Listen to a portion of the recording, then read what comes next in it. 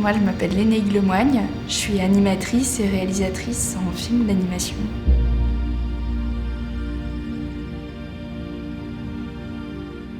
Sur le papier, il y a quelque chose de définitif et qui avance vite. Dans le numérique, il y a la possibilité de tout le temps voir ce qu'on est en train de faire, de tout le temps zoomer, revenir sur ce qui a déjà été fait, aller gommer. Et il y a des choses qui peuvent être automatisées, des remplissages automatiques, de couleurs, des choses qui peuvent aller beaucoup plus vite.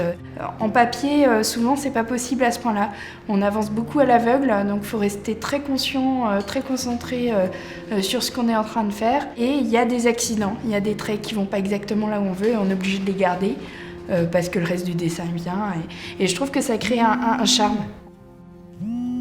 Quand j'ai commencé à animer mes dessins au fusain pour voir ce que ça donnait, ça m'a beaucoup plu de découvrir que je pouvais faire bouger mes dessins. J'ai eu l'impression que je pouvais faire quelque chose de magique. Je trouvais que ça apportait encore une autre dimension au dessin, d'avoir le mouvement dedans. Et en plus, je me concentrais sur un objet pendant longtemps et que les gens allaient voir parce que j'avais l'impression que je faisais tellement de dessins que je pouvais pas tous les montrer ou qu'ils restaient pour moi. Et là, je passe tellement de temps sur l'objet qu'à la fin, j'ai envie de le montrer.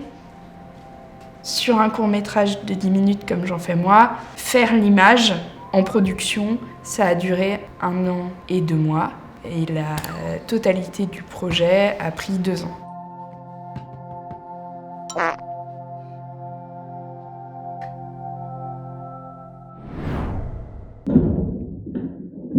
Un bon animateur, c'est être capable d'être un bon acteur par le dessin.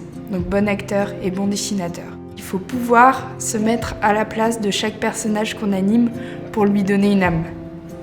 On nous fait beaucoup croire quand on a ces désirs-là, il n'y a pas de place pour ce genre de métier et que très peu y arrivent. Moi, je pense que ceux qui y arrivent, c'est ceux qui savent que c'est vraiment leur truc et du coup, dans ces cas-là, faut pas perdre espoir. C'est vraiment un métier de rêve pour les gens passionnés. C'est sûr, je serai animateur.